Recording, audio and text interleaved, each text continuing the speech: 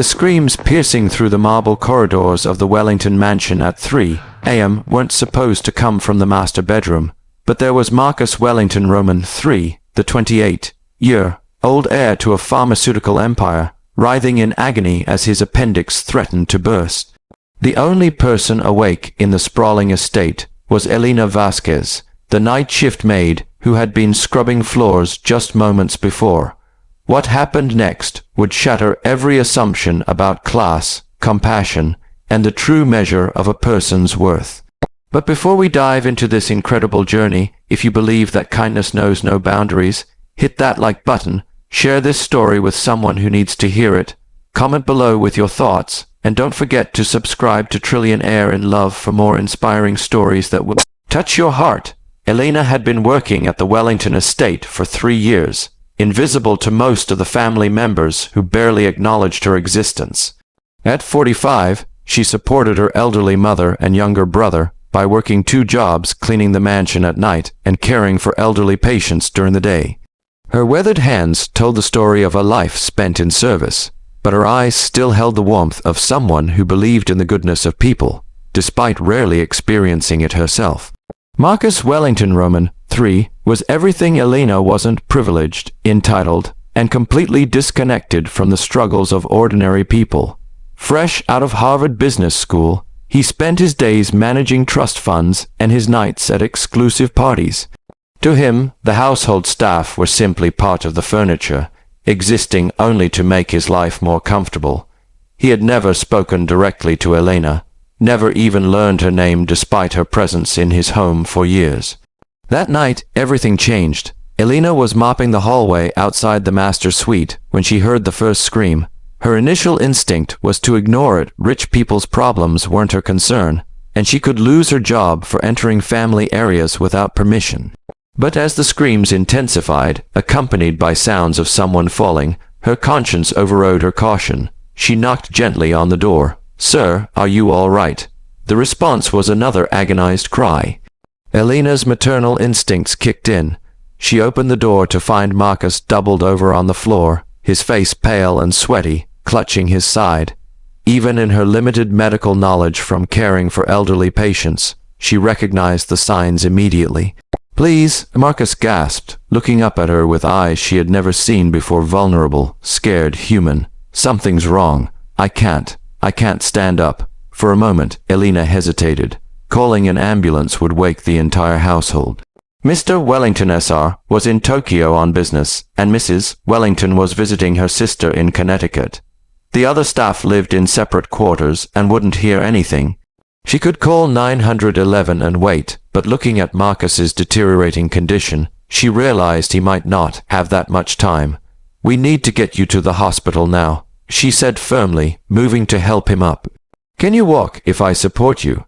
Marcus tried to stand but collapsed back down. "I don't think. My car keys are downstairs, but I can't."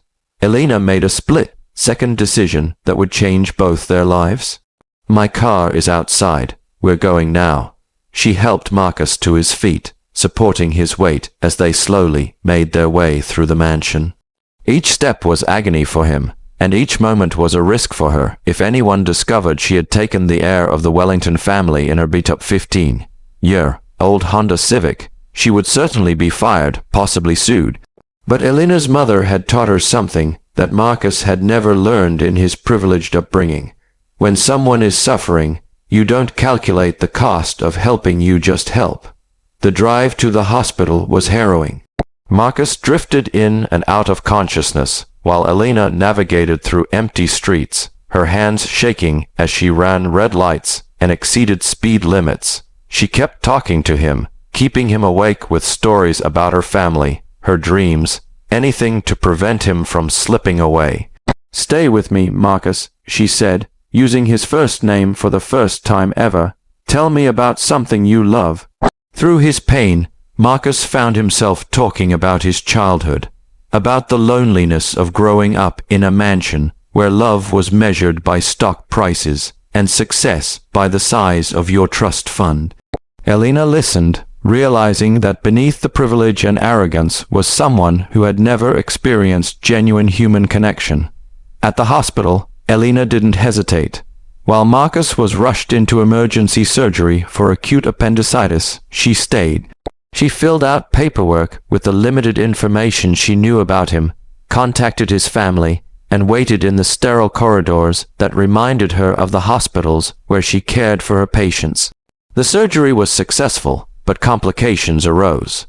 Marcus developed an infection that kept him hospitalized for a week. Every day, Elena came to visit after her other job, bringing home made soup and sitting by his bedside.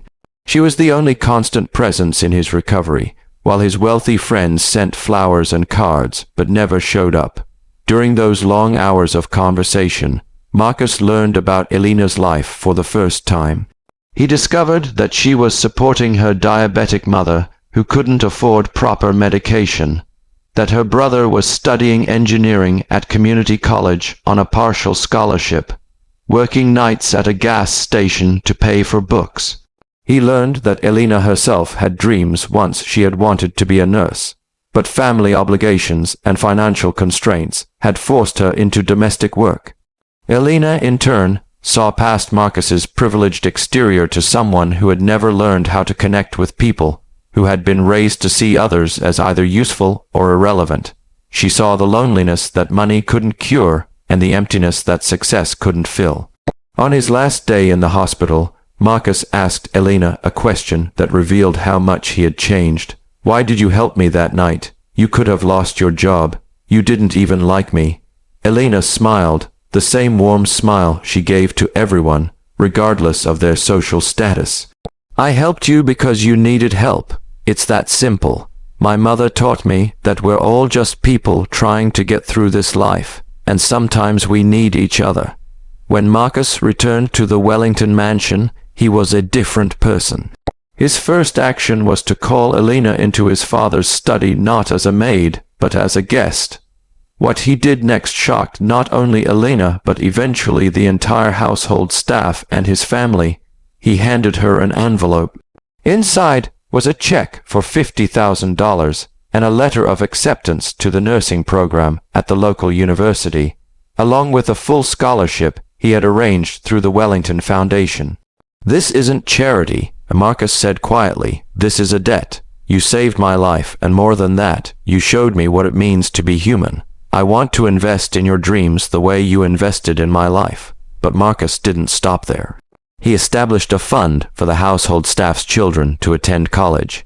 He began learning the names of everyone who worked in his family's businesses. He started a program to provide health care benefits to all domestic workers in the Wellington properties. Elena initially refused the money and scholarship, insisting she had only done what anyone would do. But Marcus convinced her that accepting his help wasn't about charity, it was about allowing him to become the person she had inspired him to be. The challenges weren't over. When Mr. Wellington SR returned from Tokyo and learned what had happened, he was furious. He couldn't understand why his son was throwing money away on staff and getting involved with people beneath their social status. He threatened to cut Marcus off financially if he continued these foolish endeavors.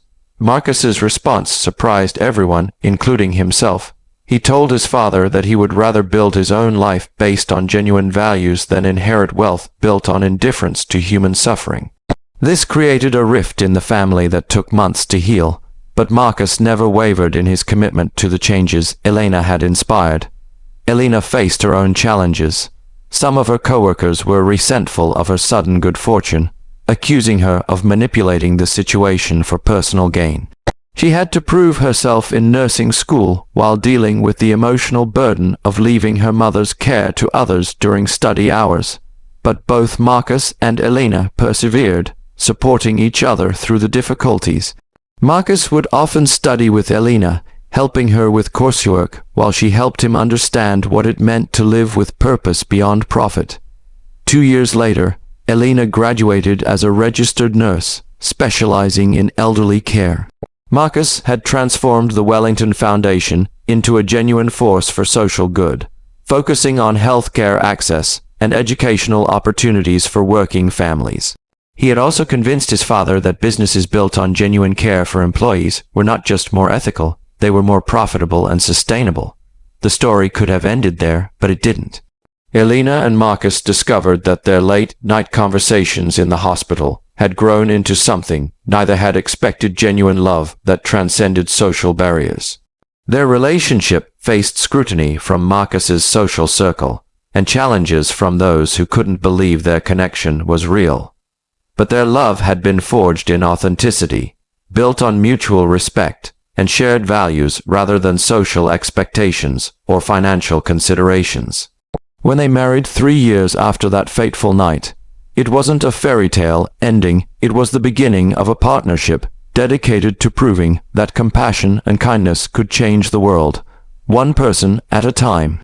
Elena never stopped working as a nurse, choosing to serve in a free clinic that the Wellington Foundation established.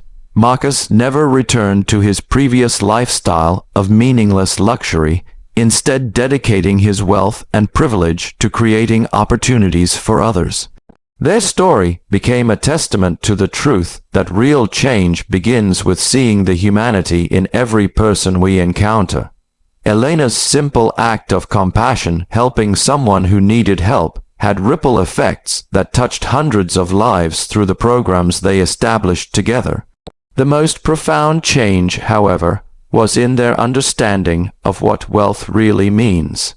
Elena had always known that true wealth was measured in kindness, family, and the ability to help others. Marcus learned that all the money in the world meant nothing if you had no one to share your life with and no purpose beyond your own comfort. Today, their foundation continues to grow, providing scholarships, healthcare, and opportunities to people whose society often overlooks. But more importantly, their story continues to inspire others to look beyond social barriers and see the potential for good in every human interaction. Elena often tells the nursing students she mentors that the most powerful medicine isn't found in any pharmacy, it's found in treating every person with dignity and compassion, regardless of their circumstances. Marcus, now running the Wellington Foundation full-time, speaks to business schools about the importance of building companies that serve not just shareholders but entire communities. Their love story isn't just about two people from different worlds finding each other. It's about the transformative power of genuine human connection and the ripple effects that occur when we choose compassion over indifference, service over selfishness, and love over fear.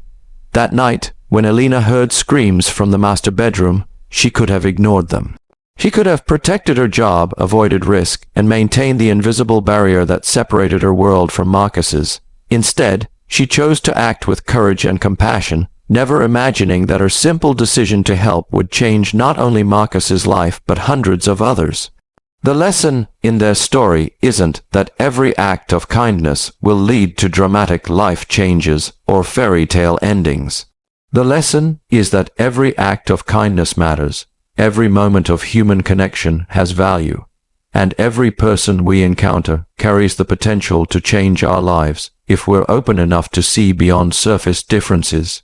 Elena and Marcus's story reminds us that true nobility isn't determined by birth or bank accounts, it's determined by how we treat others when no one is watching, how we respond to suffering when helping comes at personal cost, and how we choose to use whatever privileges we have to lift others up. In a world that often seems divided by class, race, politics, and countless other barriers, their story offers hope that love and compassion can bridge any divide. It reminds us that the most powerful transformations happen not through grand gestures, but through small acts of courage performed by ordinary people who choose to care. The humble maid who rushed the millionaire's son to the hospital that night didn't know she was changing the world. She was simply doing what her heart told her was right, and in the end, that's all any of us can do: choose compassion over indifference, action over apathy, and love over fear. If this story touched your heart and reminded you of the power of kindness, please share it with someone who needs to hear it today. Leave a comment below telling us about a time when someone's unexpected kindness changed your perspective. And don't forget to like this video and subscribe to Millionaire in Love for more stories that celebrate the best of humanity. Together, we can remind the world that love truly can conquer all barriers, and that every act of compassion has the power to change everything.